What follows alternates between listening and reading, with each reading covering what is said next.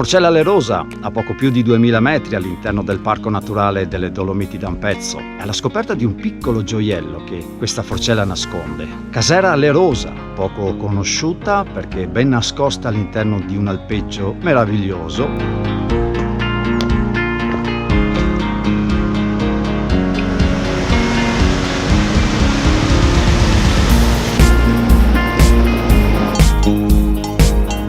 Tutto inizia dall'alpeggio di Malgarastua, uno dei punti cardinali che divide le Dolomiti d'Ampezzo con il Parco Naturale di Fanes, Sennes e Braies. Ciò che vi consiglio è di raggiungere la Malga direttamente dal sentiero numero 6, che dalla località di San Uberto risale verso il Vallon Scuro, evitando così la comoda ma noiosa strada asfaltata, rimanendo così sul sentiero e attraverso questi boschi.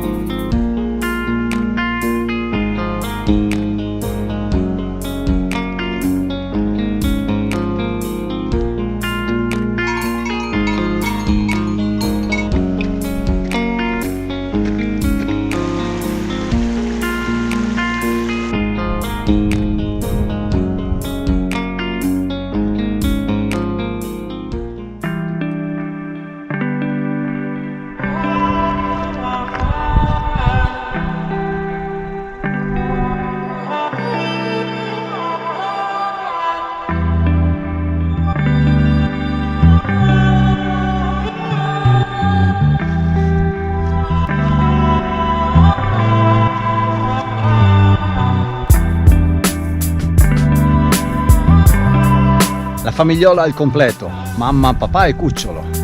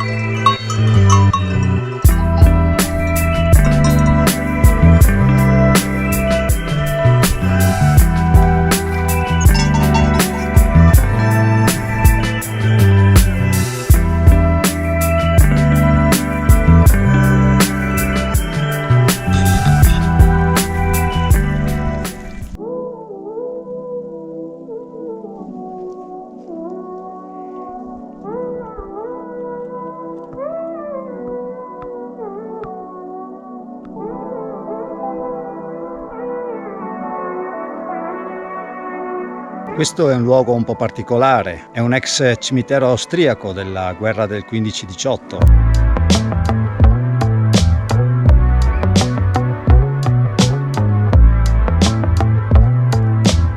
L'esercito austriaco all'epoca decise di seppellire qua i corpi dei loro soldati. Alla fine del conflitto l'esercito austriaco e il governo austriaco decisero di tornare in questo luogo a riesumare i corpi dei loro soldati e restituirli così alle rispettive famiglie.